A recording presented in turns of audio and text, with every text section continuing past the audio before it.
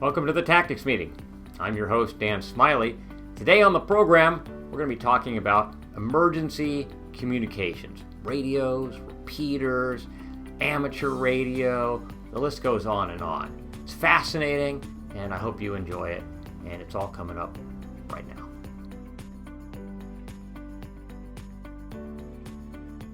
Today on the Tactics Meeting, we have Pete Pritchard. He is the regional manager for the response group in Alaska and the 101st Group Commander for the Military Auxiliary Radio Service. And he's here to talk to us about emergency radio communications. I've just recently begun to get into this. I'm now licensed at the technician level. My call sign is Kilo 7 Charlie Alpha Victor. In all the podcasts I've been watching about amateur radio, everybody introduces themselves with their call sign. So they do. And congratulations. I'm KL7IS, Kilo Lima 7 India Sierra. So that's great. Pete, welcome to the program. Hey, thanks. I've heard about it. And then when I got a call from you, I'm in great company. There have been some people have been very generous with their time and have come on board and lent their expertise to this kind of backyard project. And I'm super thrilled with how people have received it.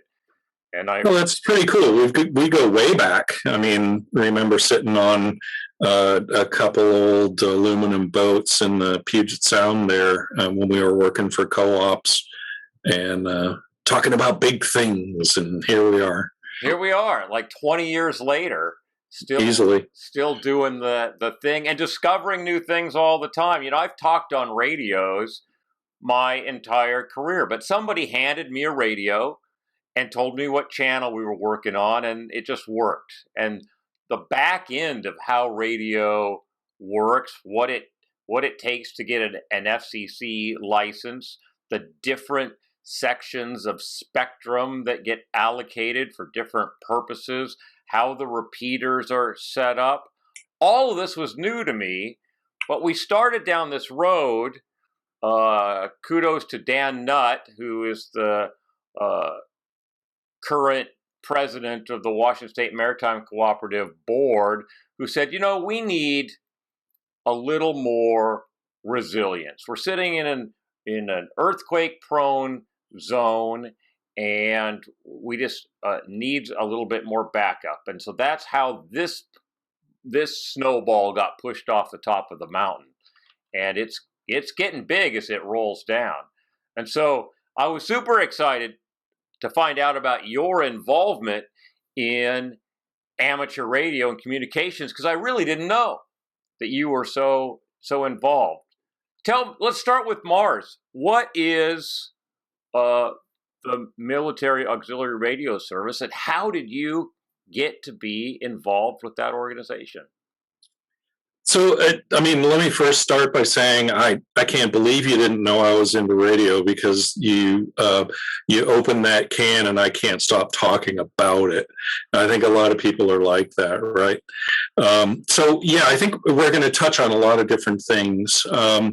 So in my day job is of course the response group, emergency management, and all things including requiring and requesting good communications. And just like you, I was in the Coast Guard. They handed me a radio and it worked. And we expected things to work, and they did.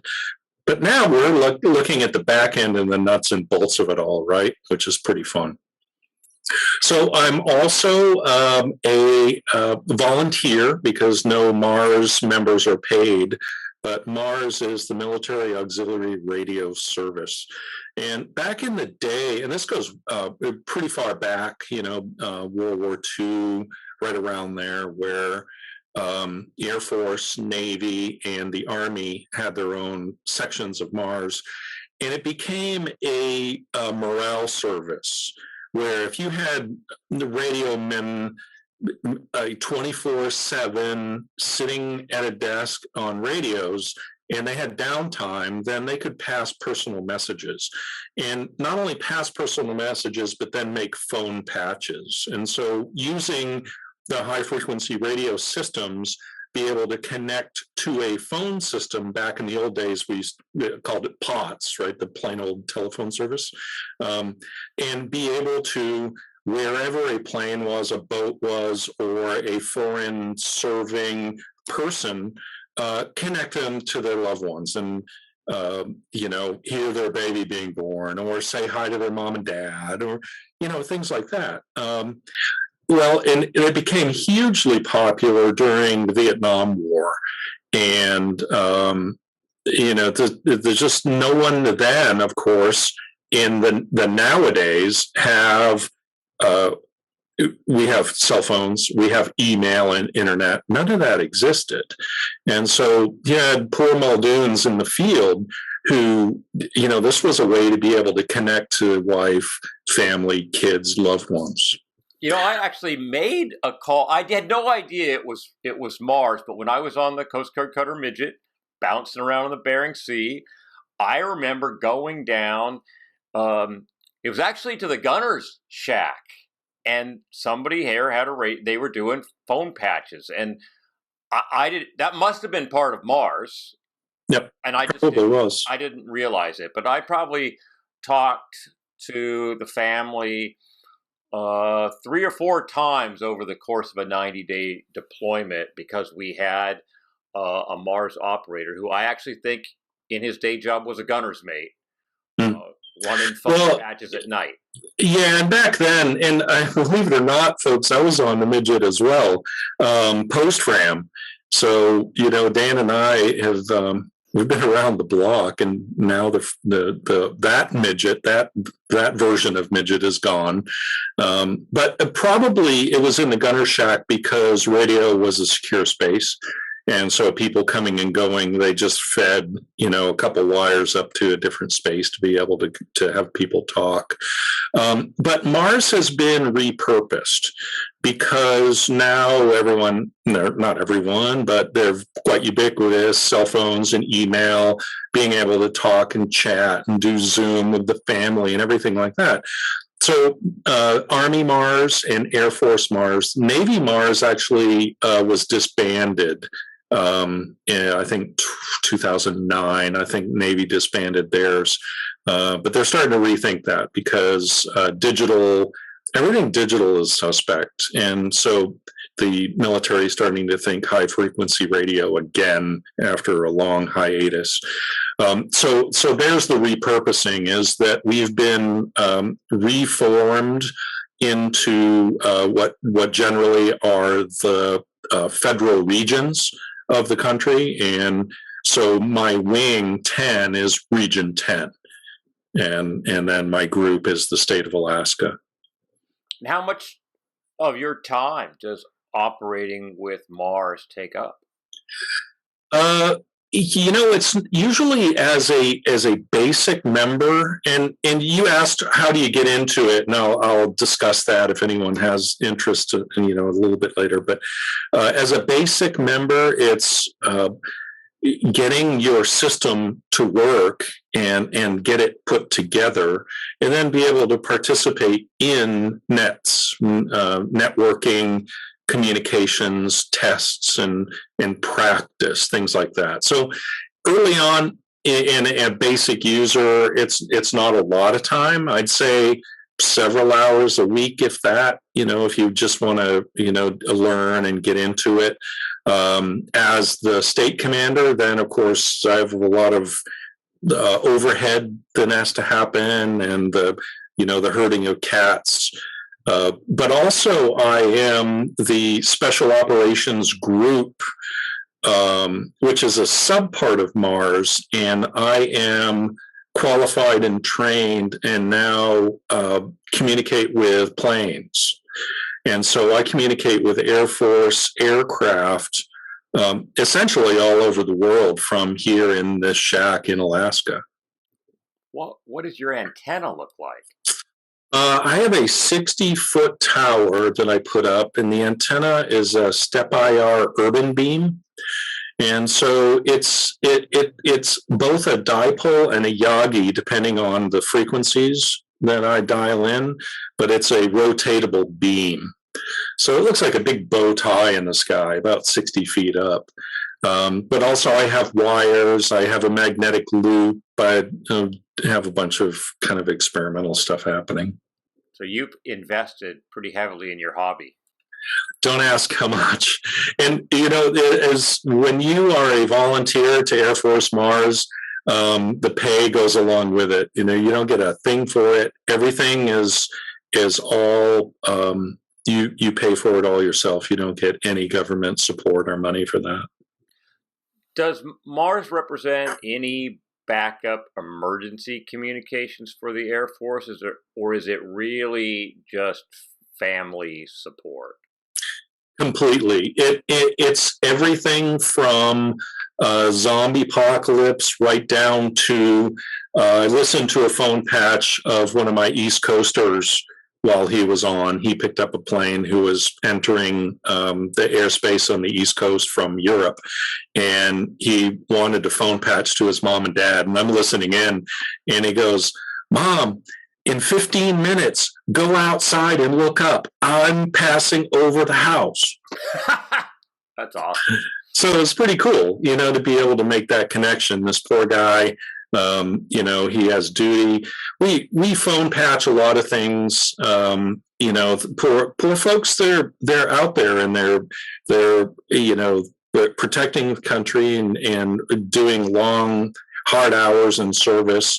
And life doesn't stop. The wives are having babies. People are coming and going in this life, and we're helping make those connections. And up and including then in-flight emergencies and things like that. So they can reach out to us, and we're there 24/7 for them for high-frequency radio communications. How does this hobby dovetail into your full-time emergency response job? How do you view radio communications for emergency response as opposed to what we've all come to rely on, which is our cell phone, which I want to point out to everybody who's forgotten it, is a radio? True story. And in many cases, it plain just won't work. Especially if everyone goes to an oil spill and it's big, guess what? They're all using this. They're all using large data, and it's going to kill the service. So what I expect is layers of communication. We shouldn't always expect a cell phone to work. Expect that to be the only thing. I want a backup plan, and I want a plan C as well, usually. Yeah, I remember a couple experiences. One was in Bellingham when the Olympic pipeline had its fire, and no infrastructure was damaged in that event. But Whatcom Creek burned, and there was big black smoke plume going up in the air 5,000 feet. And everybody who was in visual range of that smoke plume got on their phone. Now, this is a while ago, and so the infrastructure wasn't as robust as it likely is today. But we're also moving a lot more data today than we were then as well. You couldn't make a call for like 3 days. It's like impossible to make a call. You sit there and dial, and maybe every 6th or 7th time you try, you might get a connection, and it might last for 2 or 3 minutes. Or I was down in southern Louisiana after Hurricane Katrina, where infrastructure had been damaged. And sometimes I could see a signal on the phone, but it still wouldn't connect. And maybe if it was 2 o'clock in the morning and I went up on top of the pilot house on the ship and I stood on one foot and put my hand in the air, it might connect, and then it might last for like 5 minutes, but it was not reliable. Right. Well, and like you said, a cell phone is a radio, just like handheld radios that we think of. But size matters, right? The taller you are, the better you're going to reach out.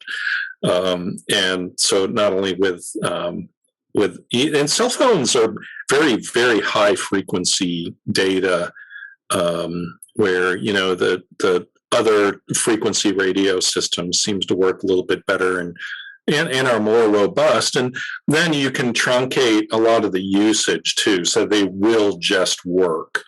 That said, there's a system within the government. I don't mean to rub this in, but it's called a GETS card. And it's an emergency card issued to, I happen to have one where it'll actually bump people off a cell tower in order to make an official call. So, if something happens in the state, and it's, here, I'm not worried about zombies. I'm not worried about missile EMP necessarily. I am worried about earthquakes. I'm worried about a direct solar flare.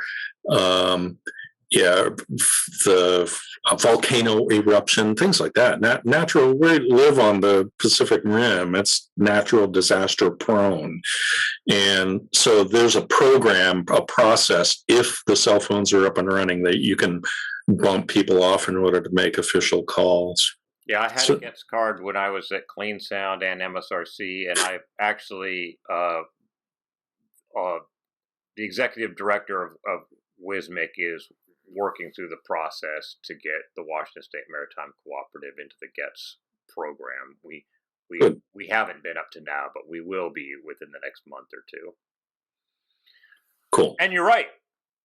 We're sitting here with the Cascadia Fault just off of the coast of Washington, Oregon. That earthquake, that fault slips about every 300 years, and it's something like 150 years overdue.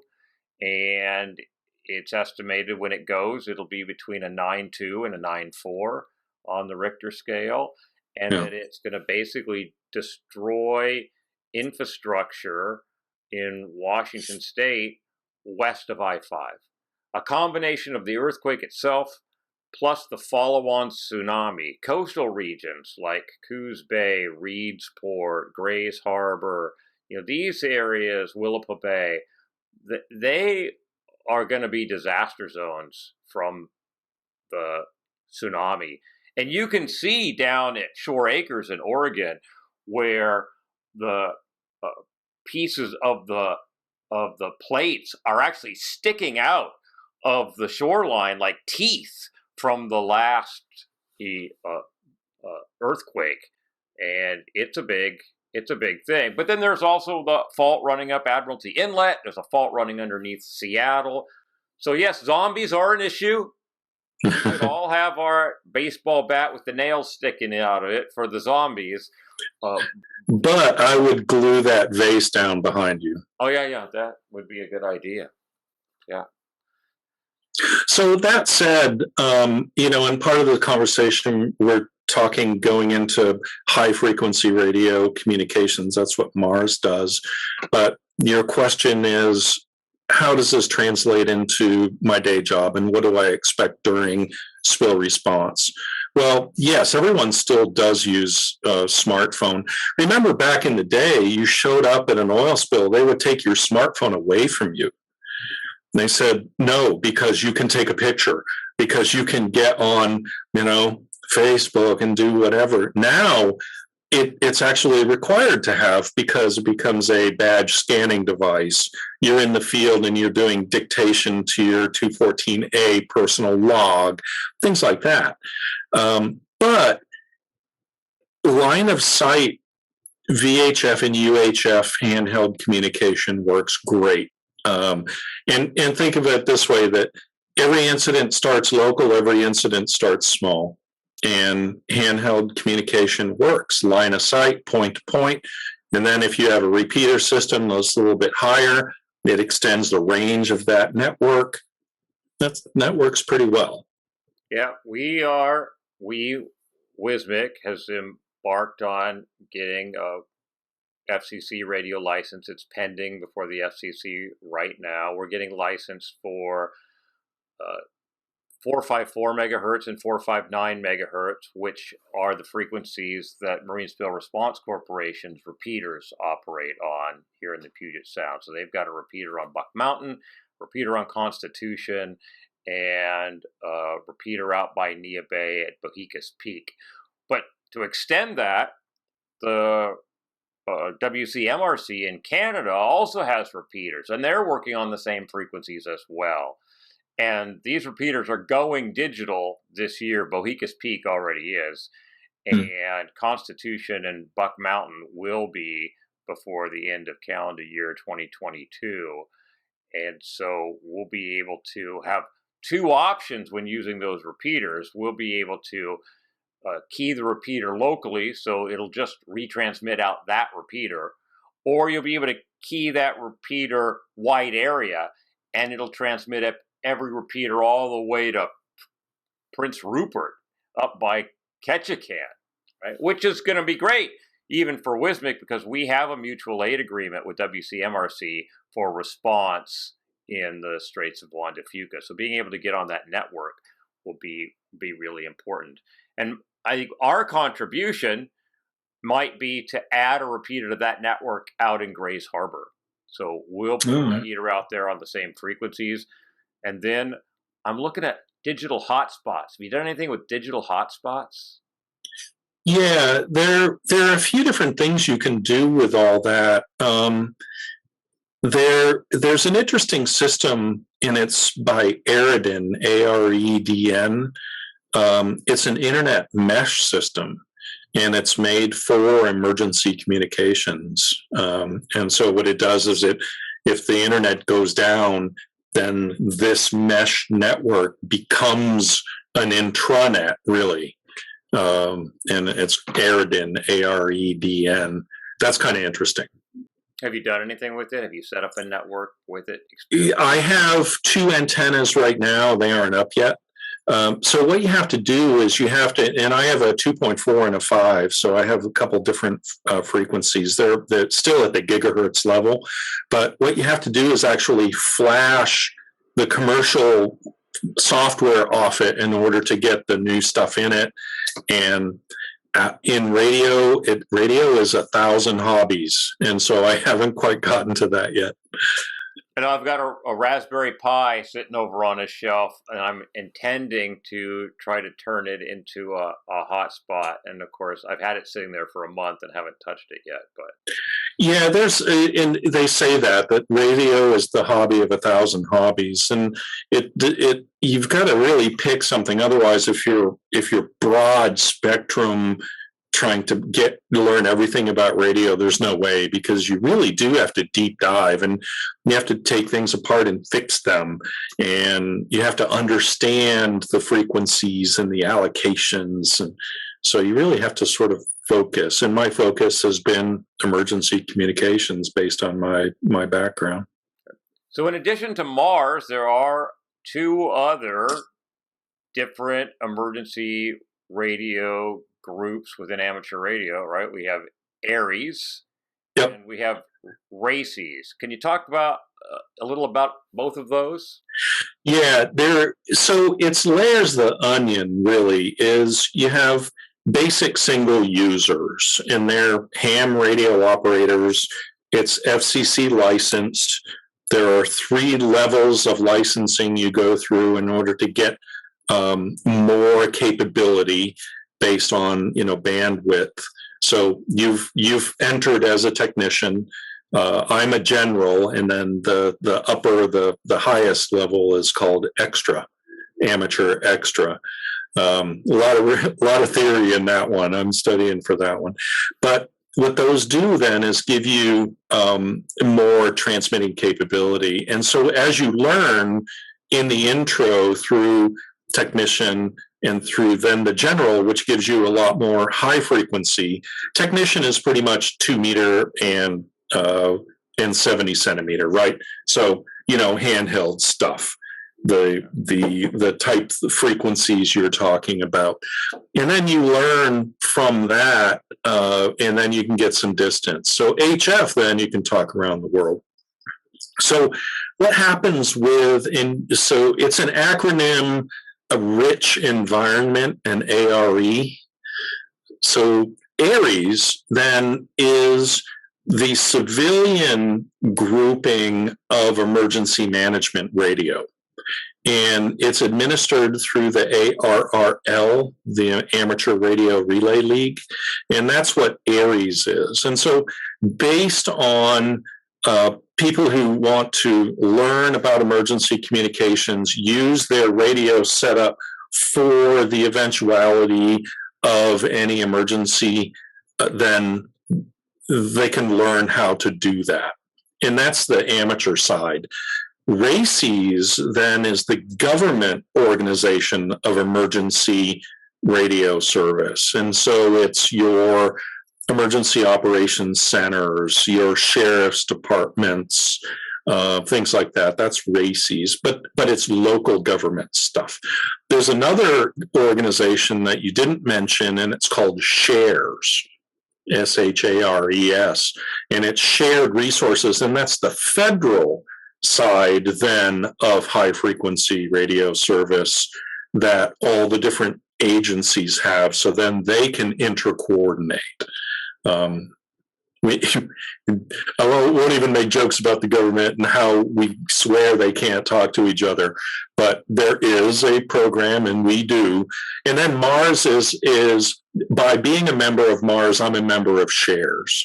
So the federal government then is together, and then the local governments through the state and the county generally are RACES, and then ARES, that's the civilian side. So I see ARES listed as a resource in the Northwest Area Contingency Plan. It's listed in the communications manual, section 9501.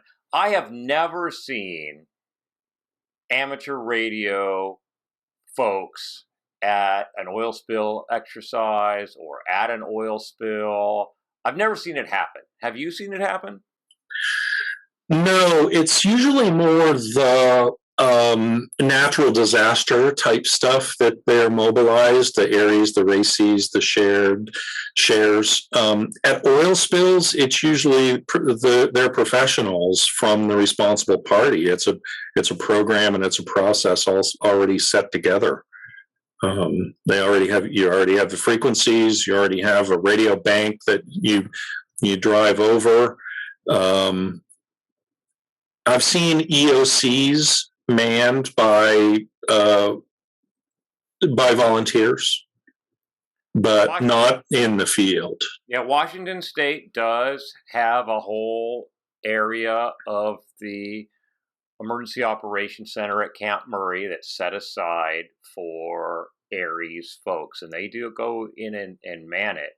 Mm-hmm. And the Northwest Area Contingency Plan does refer to that resource for oil spill response. It's just never been used. And I was mulling around the idea of trying to roll them into this major equipment exercise I'm going to do in Grays Harbor in June, as I start to get tied into that. Because, correct me if I'm wrong, but my understanding is that once they're there, as trained radio operators, they don't necessarily just have to speak on a ham radio frequency. I've got a licensed frequency in the petroleum frequency allocation. They can speak on that, right? You bet. They can speak on my gear, right? They don't need to necessarily have their gear. Correct. And probably a little better trained than a lot of people, and understand that, radios are, it's a push-pull system. It's not you both talk at the same time. A lot of people don't get that. No, a lot of people don't. So what do you think? Should I try to expand this network and involve these kinds of folks? You think that's I bet they would dig it. Yeah, there's a lot of activity going on down there with radio. I wouldn't say there isn't up here. It's just Alaska's a lot more sparse when it comes to population than what you have down there. Well, and real estate, you got to go a long ways. That's a lot of repeaters. Like if you wanted to talk to Valdez at Anchorage, that's a bunch of repeaters. Yeah. I was just watching a video this morning from the amateur radio club, I think in Skagit County, and they were talking about 220 megahertz. And there is a series of about 8 repeaters that this group has put up across Western Washington, all working on 220. My radio won't transmit on 220. It's what's it? Here's one about 223.18, 222.62. So a whole series of repeaters in that. Was that the 1.25 band? Interesting. I have a couple of radios that can do that. I don't use that frequency at all. So, I mean, the VHF and the UHF is short range type line of sight communications, right? When you get into the type of stuff I'm talking about, you're talking about region, out of region, global type communications as well. Yeah, I was able to transmit this handheld will go as high as 8 watts. And for those of you who have their cell phone in their pocket, correct me if I'm wrong, but that's about 0.4 watts on average. Although I remember my first bag cell phone, it looked like a day planner, and it had an actual telephone handset, and you just tipped the antenna up. That radio, it was a Motorola, that radio transmitted at 5 watts. And I remember I'd be out on the ship I was sailing, coastal freighters at the time, and I could make a call going into Kodiak from about 100 miles out with that with that cell phone. You can't do that today. But no, well, if you're near water, that's a great ground plane, and you can get a lot more distance with whatever radio system you're using if you're near water. It's interesting. When you get into high frequency radio systems, generally the radios off the shelf are 100 watts. And then with amplifiers, my amplifier will boost that to 1800 watts. That's the sort of stuff that I'm pushing. And what does the FCC allow? How high can you go? 1,500 in the United States. Okay. But as a MARS exemption, because MARS frequencies are off the ham bands, where I'm off the fringes, you don't even know what those frequencies are. They're not within the amateur band, and that we have exemptions, and we can go, as much as you want, 2,000, 3,000 if you want. Wow. What bandwidth are you pushing? Is it 12.5? Is it? It's narrow. Narrow. Okay. Yeah. So interesting. So I was able yesterday. I was testing my ability to key a repeater in the Puget Sound area, and I was able to do about 70 miles just at sea level off the freeway with handheld pushing 8 watts. That's super good.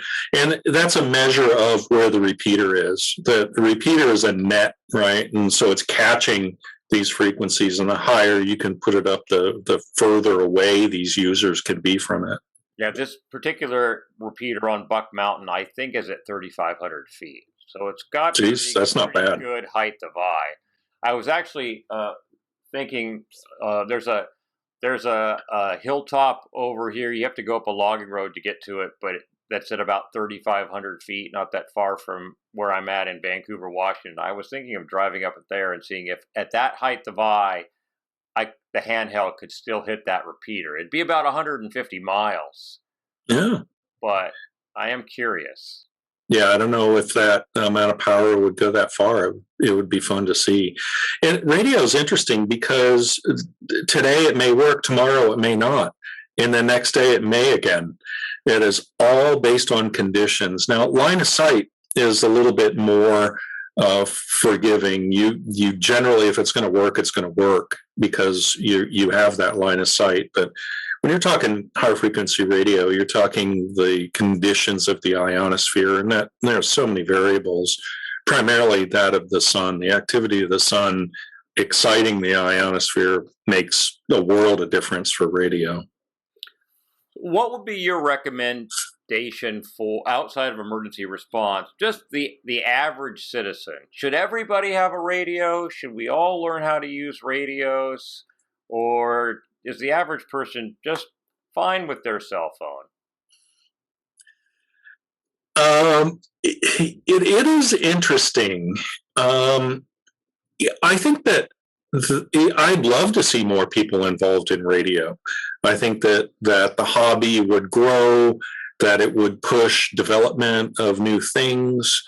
But yeah, I think a lot of people they're playing fine with their smarty pants phone and their internet at home, and they're good with that.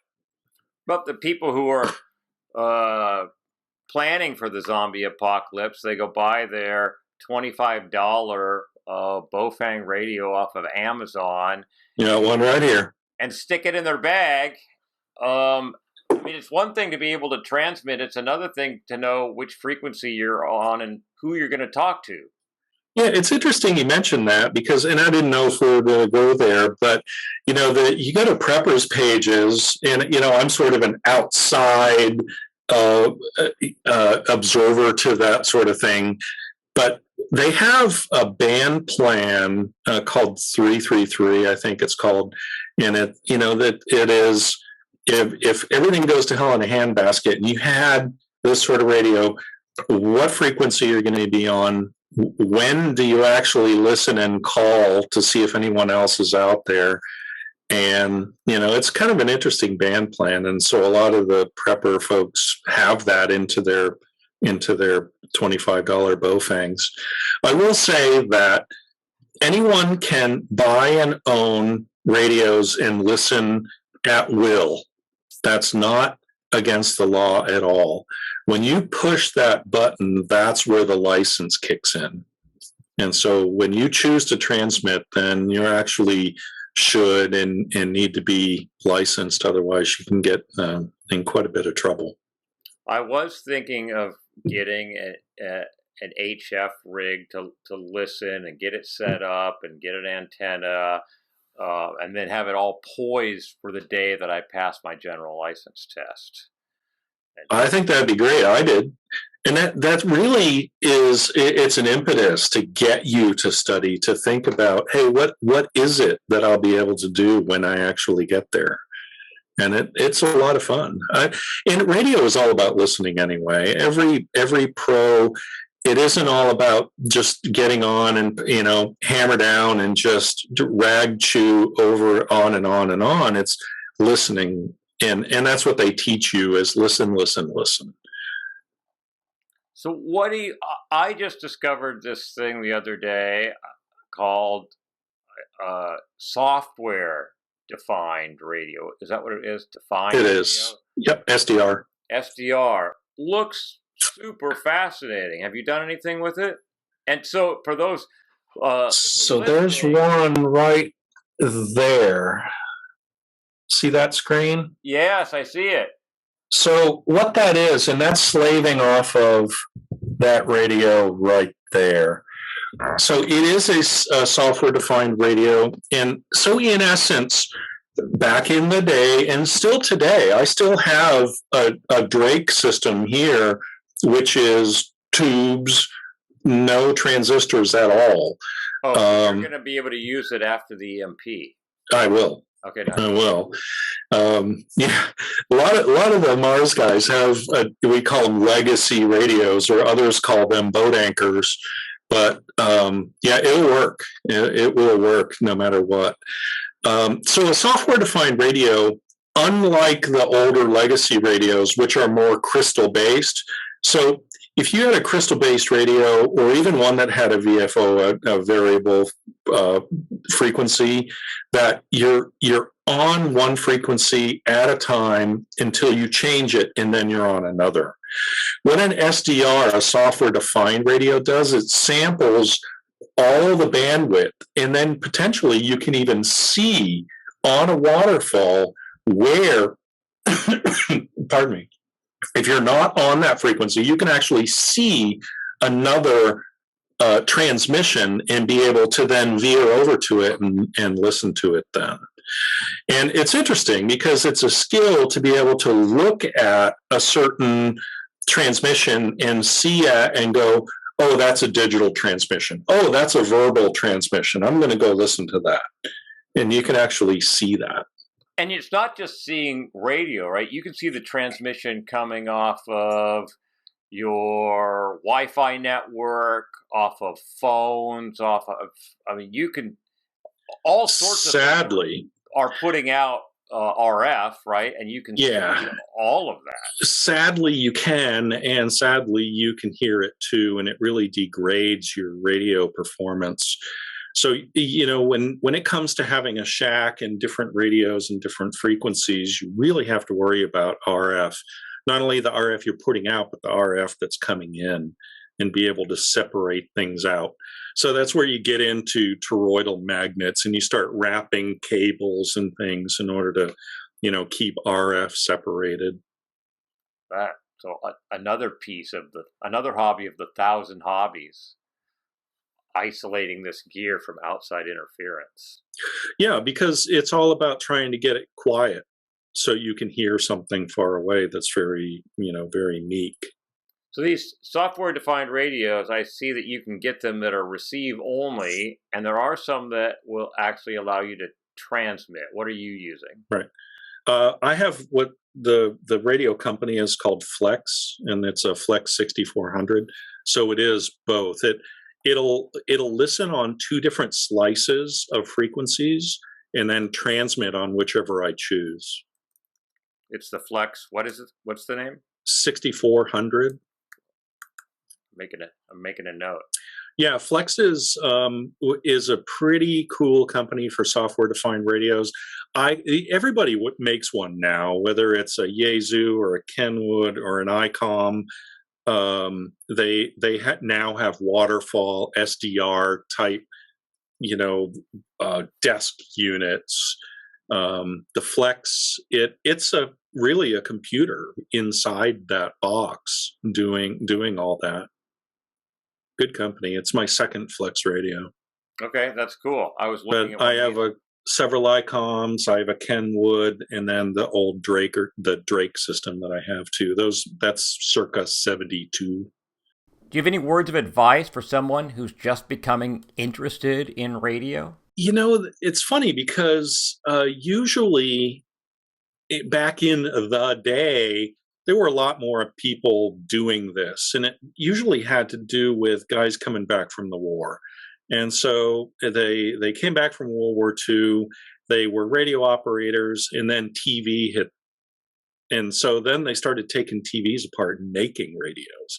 And that's back when you could do that kind of thing. Now it's, the transmissions are too spurious. You just can't do the things that nowadays that you could back then. But those days are gone, and a lot of those folks are gone or going away, and so that is bad for the hobby, because the old guy, we call him Elmer in the business, an older guy who you can just go over to his house and watch what he's doing and see his stuff, and he kind of shows you the ropes. That's an Elmer. And, those are few and far between anymore. If anyone's interested in radio, I suggest that, they do some research. The technician license test is not that hard. You do have to study, but it's a little bit about everything the technician is, to show you the importance of understanding that, hey, you can interfere with other people if you're not careful. And that's really the intro level, is just getting you to be careful. I was scared to death to talk when I got my technician level. I just listened, and then I put my toe out there, and everyone's usually pretty helpful. There aren't a bunch of meanies out there in this field, but yeah, get your toe in the water and get started. It is about stuff. And some of this stuff, it doesn't have to be expensive. A lot of the one of the 1,000 hobbies of radio is making your own stuff.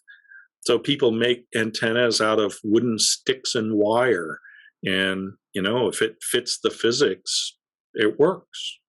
Well, when we first started talking about adding emergency radio components to gear bag or the toolkit of the Washington State Maritime Cooperative, I had several ham radio technicians in my incident commander corps. It's like, oh, that's cool. And so I went down the road and I got my technician's license and stuff. And then it was only after studying for the technician license realizing, well, I can't use that for this, right? It's amateur radio. I can't use it for this, right? Yeah. So under Title 47 is really where all this comes from. And where all us ham radio operators are allowed to operate under very stringent conditions. And one of them is that we can't make money, we can't do third-party stuff, things like that. But the reason that it exists is to be ready in case in an emergency it's necessary. And so a lot of the discussions you hear on the radio are very simple. It's, hey, who you are, what the weather is, what your radio setup is, and what the signal report is, and they move on. Others, they'll sit and talk about a brownie recipe, or it just depends what you're into. I realized that really for day-to-day preparedness, a commercial license was what was appropriate, and we applied through a coordination company to get on the general industry frequencies for oil spill response. Yeah. But I think amateur radio still has a role in this. You talk about having Plan A, Plan B, and Plan C, and I think we're still going to put a VHF, UHF rig capable of transmitting and receiving on the amateur bands in the comm center at the Marine Exchange of Puget Sound. When you are talking about oil spills, it is a commercial venture, and so there are professional services and professional frequencies that you would operate, not necessarily on the ham bands. Does the response group have any radio capabilities? No, we don't. We don't carry radios. We're computer and internet, and that's the information servicing that we do. Yeah, we rely on Marine Spill Response Corporation to provide internet connectivity in the field and radios, and they spend a lot of time, energy, and money to make sure that system is appropriate. The gap I was trying to fill, a certain way down the road, hour 4, hour 5, they'll hand me a radio that I can use. So I don't even need my own. I don't even need a license. But it's that initial piece where, hey, something's happened and my cell phone doesn't work, and I need to connect with people to get that ball rolling. That's the gap I'm trying to fill. Anything else you want to say before we wrap this up, Pete? We go way back, man. This is a lot of fun. It's a small world. Just try communicating, across it when the conditions are bad, and you just discover it's a pretty big place. A big place indeed. Pete, thanks so much for taking the time to come on the program. Thanks for having me. Hi, everyone. Well, thank you for joining us for this episode of the Tactics Meeting. I hope you enjoyed the program. Maybe it will inspire you to go get your ham radio license, technician or general license. Get a radio. Develop a communications plan for you and your family, or expand your response organization's capabilities beyond the use of cell phones. If you liked the program, go to Amazon or Apple and give us a like. And if you've got an idea for the program, you've got a guest that you'd like to hear from, you want to be a guest yourself, you can email me. The email address is podcast@thetacticsmeeting.online. Take care, be safe.